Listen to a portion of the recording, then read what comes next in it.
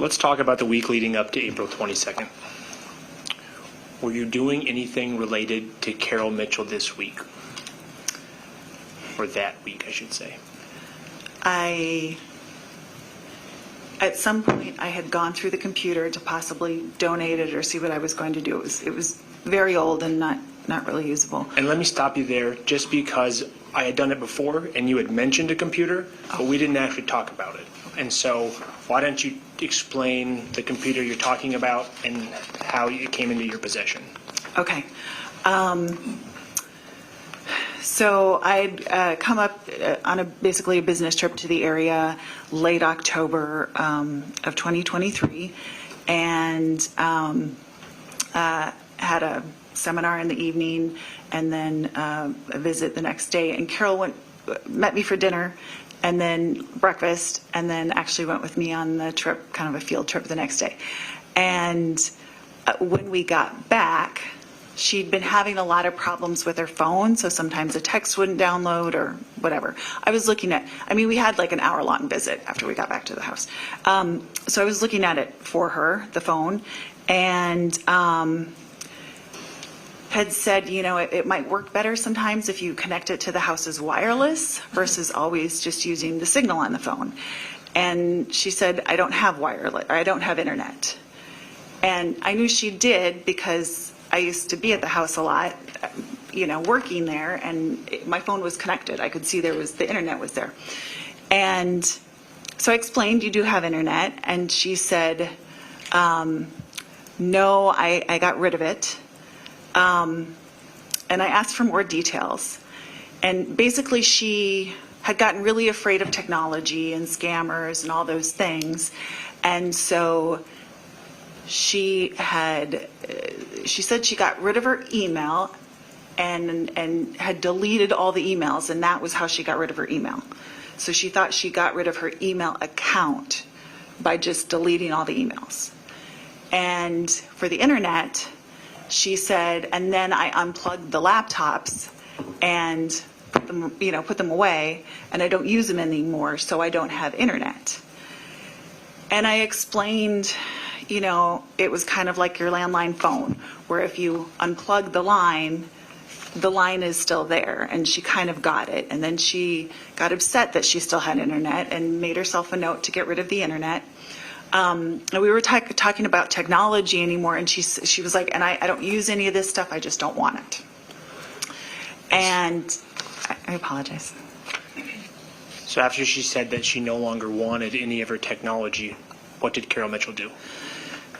She'd also mentioned the tablets, and if the boys wanted them, they each had a tablet. And then she offered me a computer, and I kind of hated to say no when she offered something, because she would kind of give you whatever was in her head. It wasn't necessarily what you'd asked for.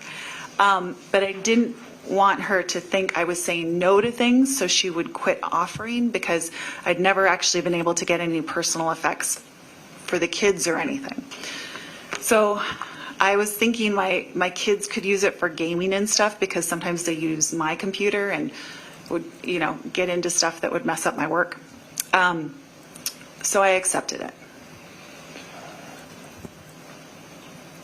Did it end up being able to be used for gaming for your sons? No, when I looked at it, it was so old. Trying to get onto anything took a minute or two, and it had stuff going back to at least 2015. It was an old computer. Was the laptop itself password protected? No, her name would come up, but if you clicked it, it went right in. So when you were beginning your testimony, this is the laptop that you're talking about you getting into? Correct. Okay, so let's go back there. You had mentioned that it was a lull in the Senate and you were doing some spring cleaning.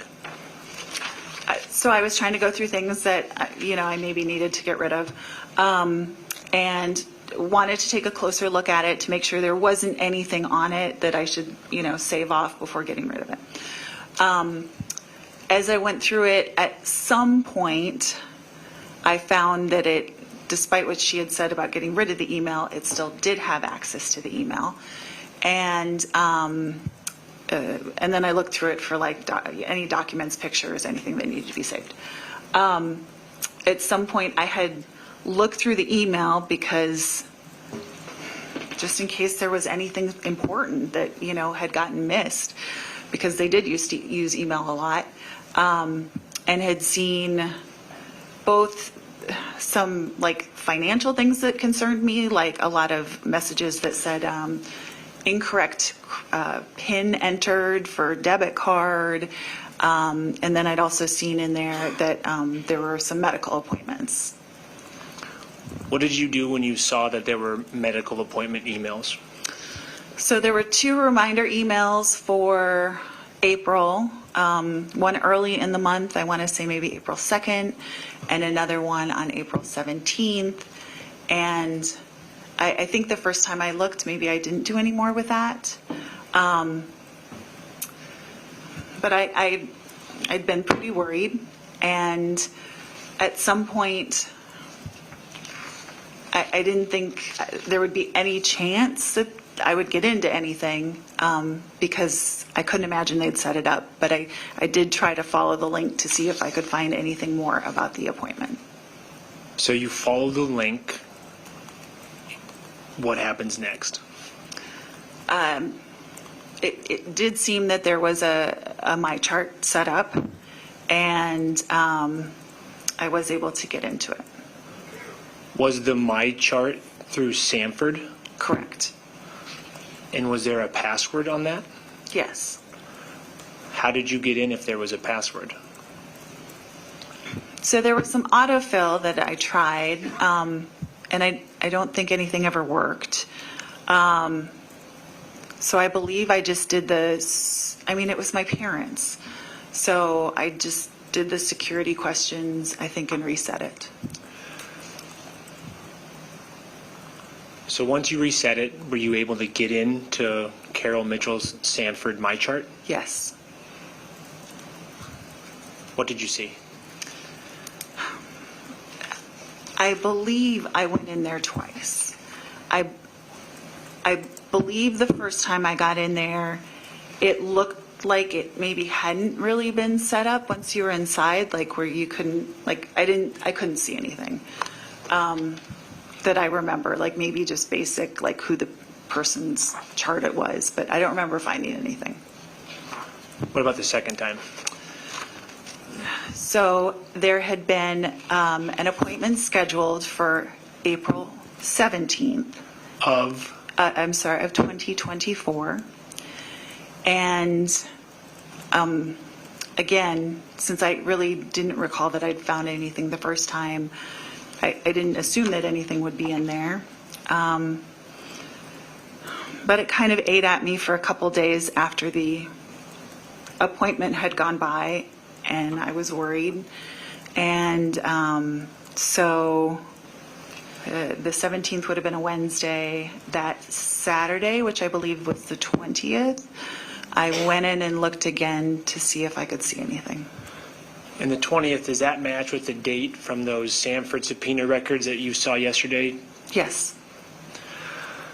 So the second time, when you go into Carol Mitchell's My Chart, do you look at the records from her, would it be April 17th visit? I was able to find notes from that. Tell the jury about those notes you saw. Objection, best evidence rule. Approach. Okay, we're ready. Mr. McDonald? Objections withdrawn, Your Honor. All right, Mr. DeCray?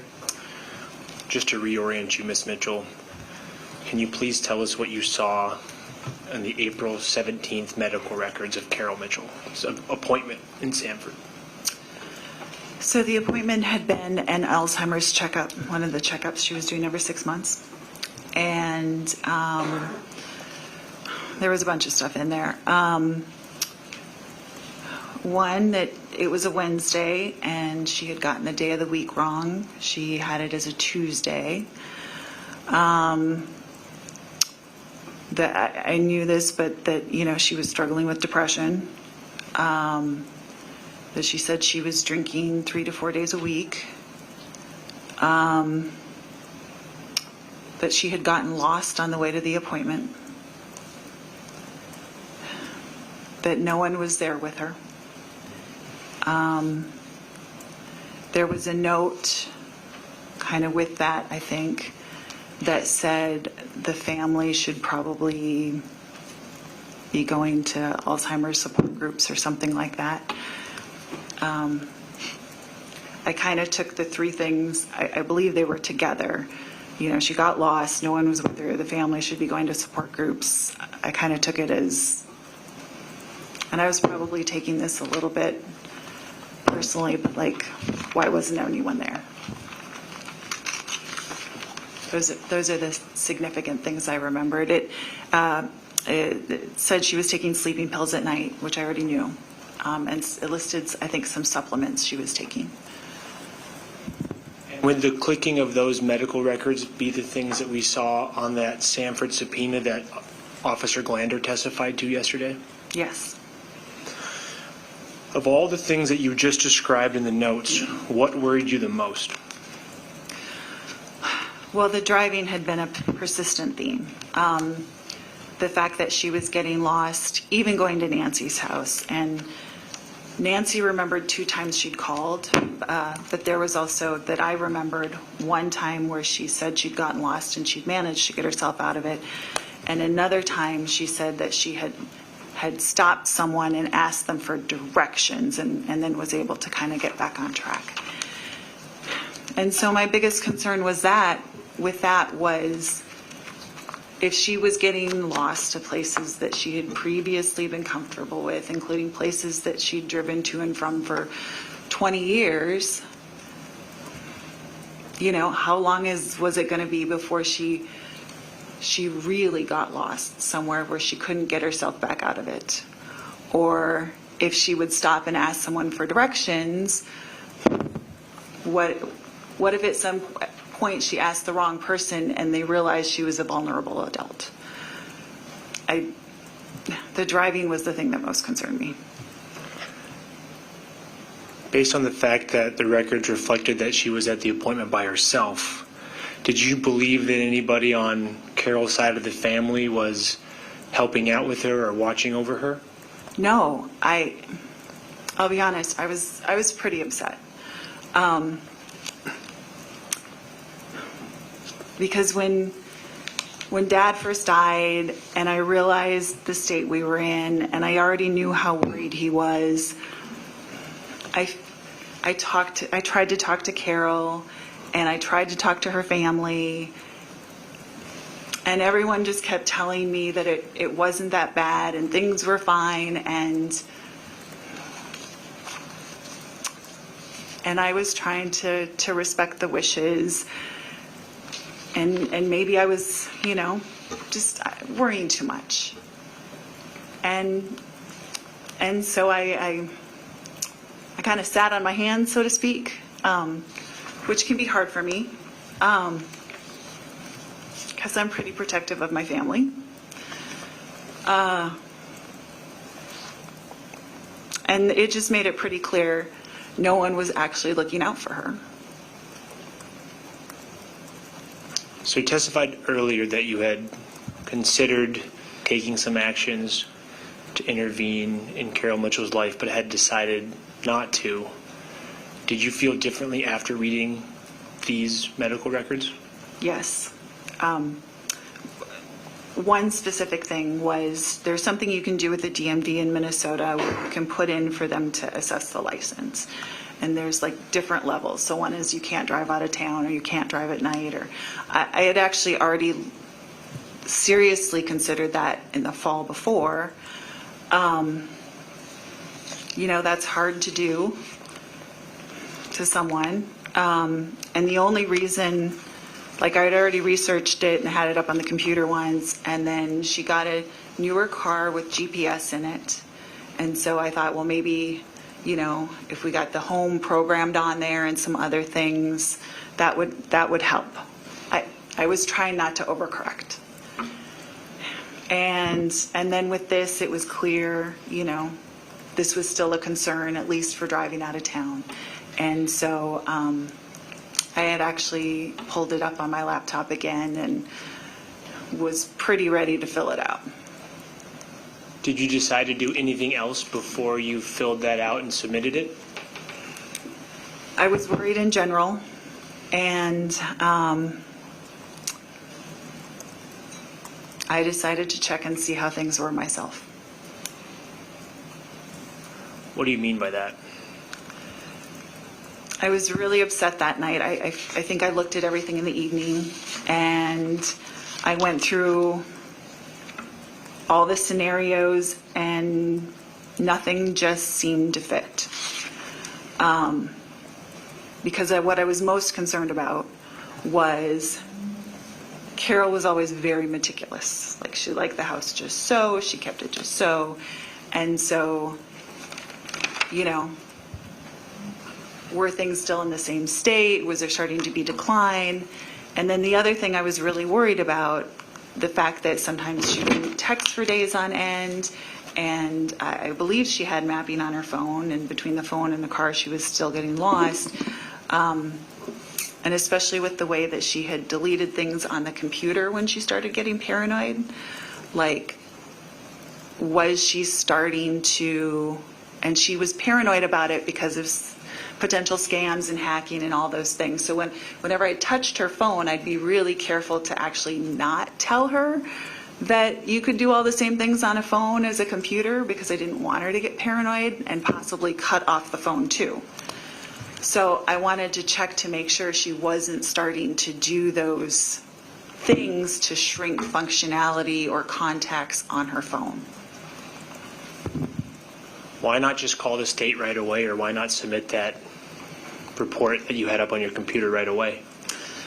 So the form gave someone 30 days to respond, and that was even after you filled it out and they contacted the person and made the decision. So I think that alone was probably a 2-month process, just guessing. And then...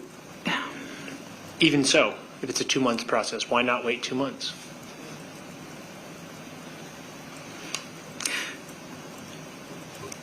Because what if you wait 2 months and then something happens in the 2 months?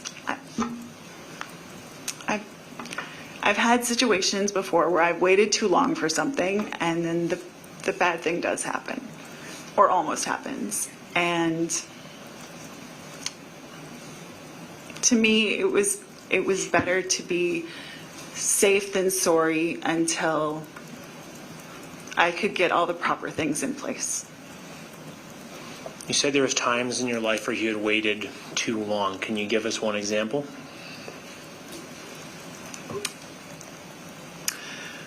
The worst example, or the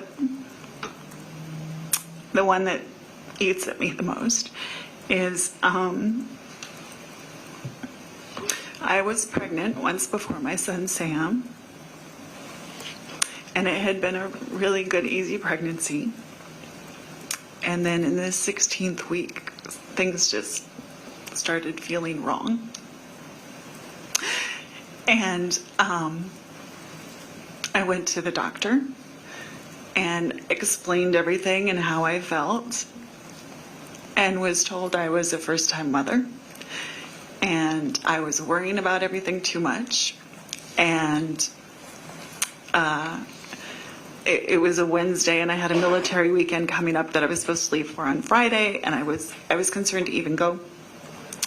And so I said maybe I should just stay. And I was told, go have fun and to quit worrying. And the next day I was just feeling really sick again, and after I got home from work, in bed most of the day. And when I got up, you hear the stories about how pregnant women pee themselves sometimes. Well, I did that, and it was really weird, and I kind of thought maybe I should have the doctor check it out again, but I had just been told basically I was crazy, right? And so I went on my trip, and I was doing hurricane work at the time, and you can fly in your second trimester, and they were going to put me on a long flight, nowhere near medical on the Sunday. So I went to the hospital and just for sake of mine asked if they'd give me an amniocentesis really quick, or a scan really quick, because I still just thought something was wrong. And what had happened on Thursday was actually my water breaking. And I wrote it off because I had been told I was worrying too much. So I lost 2 days of medical care and was put on immediate bed rest. And I lost my daughter 3 days later. And I lost so much blood, I almost died in the process.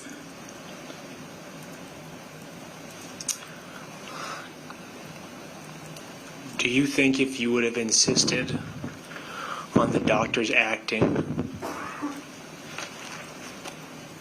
things would have gone differently? I'll never know. Maybe not. Maybe if on the Wednesday I'd asked for more tests or insisted that I knew something was really wrong. Maybe on the Thursday if I'd not thought I was going to look silly going to the doctor a second day in the row. I don't know. What lesson did you learn from this experience?